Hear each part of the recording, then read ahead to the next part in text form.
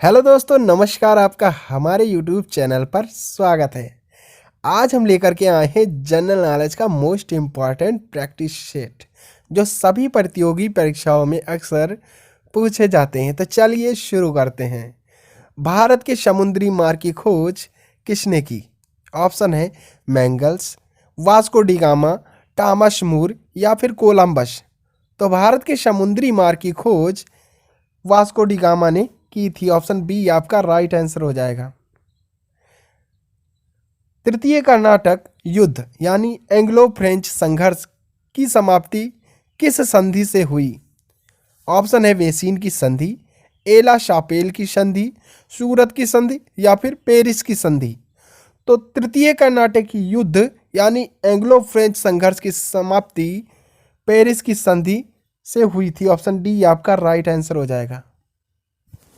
पुर्तगाली व्यापारिक कंपनी के भारत आगमन का सर्व प्रमुख उद्देश्य था। क्या उद्देश्य था? राज्य स्थापित करना, धर्मांतरण करना, काली मिर्च व अन्य मसालों के व्यापार पर एकाधिकार प्राप्त करना या इनमें से कोई नहीं। तो जो पुर्तगाली व्यापारिक कंपनी के भारत आगमन का सर्व प्रमुख उद्देश्य जो था वह काली मिर्च एवं अन्य मसालों के व्यापार पर एकाधिकार प्राप्त करना था। ऑप्शन सी आपका राइट आंसर हो जाएगा।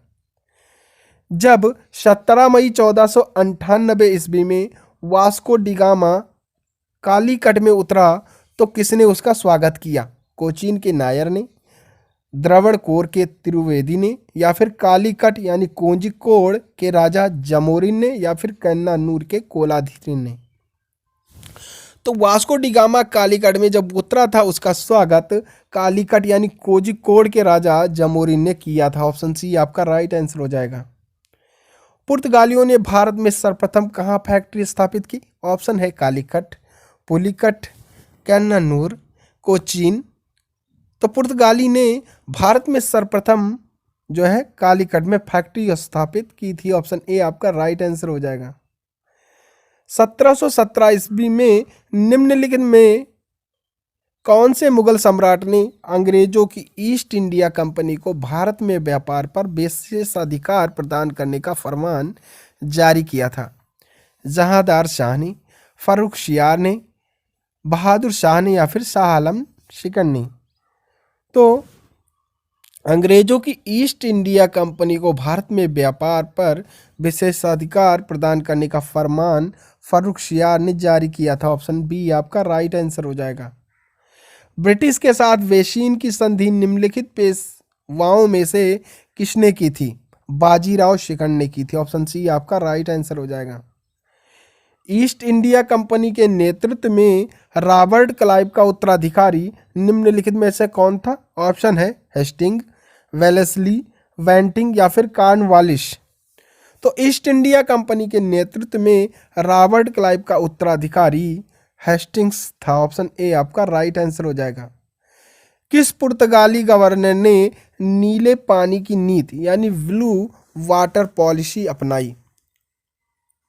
तो फ्रांसिस्को के डी अल्मीडा ने यह नीति अपनाई थी। ऑप्शन सी आपका राइट आंसर हो जाएगा। किसे भारत में पुर्तगाली साम्राज्य का वास्तविक संस्थापक कहा जाता है?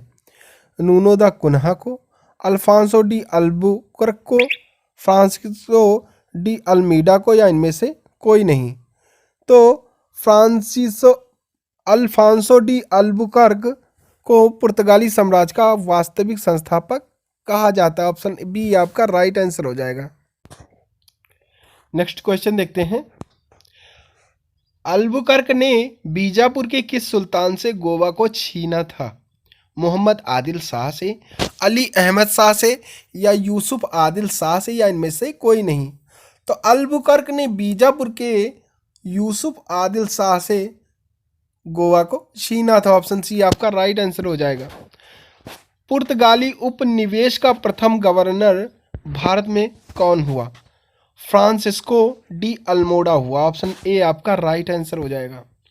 निम्नलिखित में से किस अंग्रेज ने पुर्तगालियों को शौली यानी श्वालविल के स्थान पर हराया था? टॉमस रो ने, जोसिया चाइल्ड ने, विलियम हॉकिंस ने या थॉमस बेस्ट ने।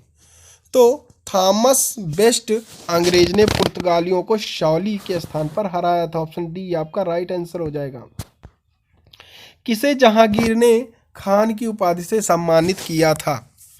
Edward Terry, Hawkins, sir Thomas Roe या इनमें से कोई नहीं? तो हॉकिंस ने खान की उपाधि से सम्मानित किया था, यानी जहांगीर को।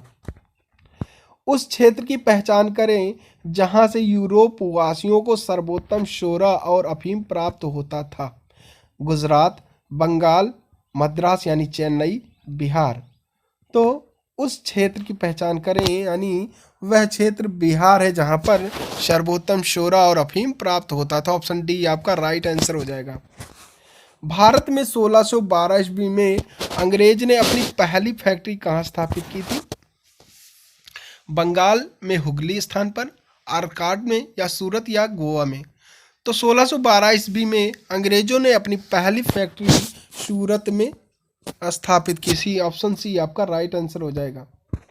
निम्नलिखित में से जिस एक शासक ने ईस्ट इंडिया कंपनी को दीवानी प्रदान की थी वह थी शाह आलम शिकन। ऑप्शन बी आपका राइट आंसर हो जाएगा। बंगाल की निम्नलिखित फैक्ट्रियों में से एक जो पुर्तगालियों द्वारा स्थापित हुई थी वह कौन सी है? चिनसूरा, हुगली, श्री रामपुर या बांदेल? तो बंगाल की निम्नलिखित फैक्ट्रियों में से एक हुगली है जो पुर्तगालियों द्वारा स्थापित की गई थी। ऑप्शन बी आपका राइट आंसर हो जाएगा। एक द्वीप पर निर्मित भारत का बड़ा नगर है? पोर्ट ब्लियर, पणजी, मुंबई या फिर रामेश्वरम? तो एक द्वीप पर निर्मित भारत का बड़ा नगर है मुंबई। ऑप्शन सी आपका राइट आंसर हो जाएगा। नेक्स्ट क्वेश्चन देखते हैं। भारत में तंबाकू के प्रचलन का श्रेय किसे जाता है? पुर्तगालियों को, डचों को, फ्रांसीसियों को या फिर अंग्रेजों को? तो भारत में तंबाकू के प्रचलन का श्रेय पुर्तगालियों को जाता है। ऑप्शन ए आपका राइट आंसर हो जाएगा। नेक्स्ट क्वेश्चन देते हैं। भारत में फ्रांसीसियों ने अपना सबसे पहला कारखाना निम्न स्थानों में से कहाँ लगाया? ऑप्शन है पुलिकट, कोचीन, कासिम बाजार या फिर सूरत? तो भारत में फ्रांसीसियों ने अपना सबसे पहला कारखाना सूरत में लगाया था। ऑप्शन डी आपका राइट आंसर हो जाएगा। नेक्स्ट क्वेश्चन देखते हैं। भारत में पहली मुद्रण मशीन यानी प्रिंटिंग प्रेस की स्थापना किसने की? अंग्रेजों ने, फ्रांसीसियों ने, डचों ने या फिर पुर्तगालियों ने? तो भारत में पहली मुद्रण मशीन यानी प्रिंटिंग प्रेस की स्थापना पुर्तगालियों ने की थी। ऑप्शन डी आपका राइट आंसर हो जाएगा। अगला प्रश्न देखते हैं। यूरोपीय व्यापारिक कंपनियों के कारखाने यानी फैक्ट्री होते थे भंडार गृह एवं उत्पादन केंद्र दोनों, केवल उत्पादन केंद्र, केवल भंडार गृह या इनमें से कोई नहीं?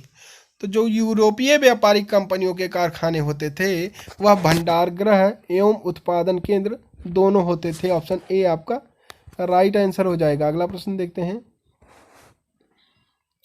पुर्तगाली उपनिवेशों गोवा, दमन और दीव को किस वर्ष जन आंदोलन के बल पर भारत सरकार ने भारतीय गणराज्य में विलय किया था? 1954 ईस्वी में, 1961 ईस्वी में, 1950 ईस्वी में या फिर इनमें से कोई नहीं? तो पुर्तगाली उपनिवेशों गोवा, दमन और दीव को 1961वें वर्ष में जन आंदोलन के बल पर भारत सरकार ने भारतीय गणराज्य में विलय किया था। ऑप्शन बी आपका राइट आंसर हो जाएगा। पुर्तगालियों की पहली फैक्ट्री कालीकट में 1500 ईस्वी में किसने स्थापित की थी? अल्मीडा ने, वास्को डी गामा ने, पेड्रो अल्वारेज कैम्बरल ने या अल्बुकर्क ने? तो 1500 ईस्वी में पेड्रो अल्वारेज कैम्बरल ने फैक्ट्री लगाई थी। ऑप्शन सी आपका राइट आंसर हो जाएगा। भारत से भारतीय वस्त्रों को प्रमुख निर्यात की वस्तु बनाने का श्रेय किसे जाता है? पुर्तगालियों को, अंग्रेजों को, डचों यानी हॉलैंड वासियों को या फ्रांसीसियों को? तो भारत से भारतीय वस्त्रों को प्रमुख निर्यात की वस्तु बनाने का श्रेय फ्रांसीसियों को जाता है। ऑप्शन डी आपका राइट आंसर हो जाएगा। डचों को भारतीय व्यापार से अलग करने में कौन सफल रहे हैं? पुर्तगाली, अंग्रेज, स्वीडिश या फिर फ्रेंच? तो डचों को भारतीय व्यापार से अलग करने में अंग्रेज सफल रहे हैं। ऑप्शन बी आपका राइट आंसर हो जाएगा। वह कौन सी निर्णायक युद्ध था जिसमें अंग्रेजों ने डचों को हरा दिया, जिस कारण डचों को भारत में चुनौती खत्म हो गई? तो वह बेदरा का युद्ध था जो 1759 में हुआ था। ऑप्शन सी आपका राइट आंसर हो जाएगा। डचों ने अपनी पहली फैक्ट्री 1605 ईस्वी में कहाँ स्थापित की थी? कालीकट में, मसूलीपट्टनम में, पुलीकट में या फिर सूरत में? तो डचों ने अपनी पहली फैक्ट्री 1605 ईस्वी में मसूलीपट्टनम में स्थापित की थी। ऑप्शन बी आपका राइट आंसर हो जाएगा। सीकरी और आगरा पहुंचने वाला पहला अंग्रेज व्यापारी था? John Mildenhall, William Hawkins, sir Thomas Roe या फिर राल्फ फिच? तो सीकरी और आगरा पहुंचने वाला पहला अंग्रेज व्यापारी राल्फ फिच था। ऑप्शन डी आपका राइट आंसर हो जाएगा।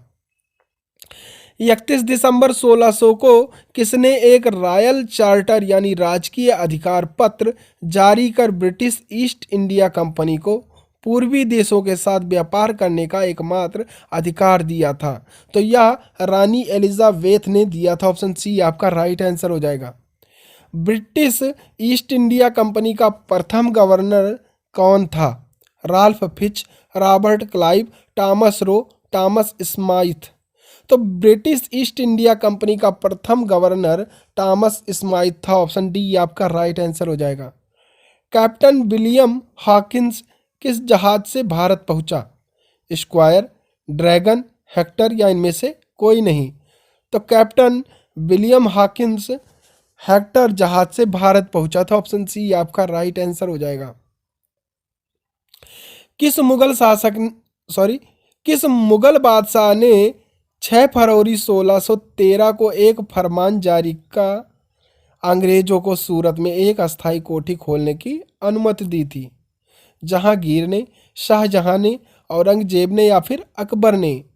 तो जहांगीर मुगल बादशाह ने 6 फरवरी 1613 को एक फरमान जारी कर अंग्रेजों को सूरत में एक अस्थायी कोठी खोलने की अनुमति दी थी, इसलिए ऑप्शन ए आपका राइट आंसर हो जाएगा।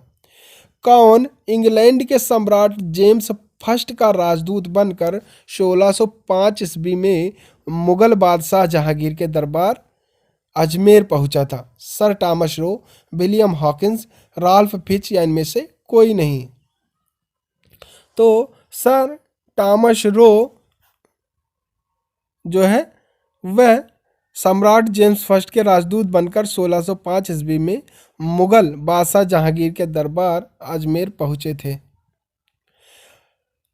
इंटरलोपर्स थे ब्रिटिश ईस्ट इंडिया कंपनी के कर्मचारी, अधिकृत व्यापारी, अनाधिकृत व्यापारियों के रूप में सामुद्रिक लुटेरे या इनमें से कोई नहीं? तो इंटरलोपर्स जो थे वह अनाधिकृत व्यापारियों के रूप में सामुद्रिक लुटेरे थे। ऑप्शन सी आपका राइट आंसर हो जाएगा।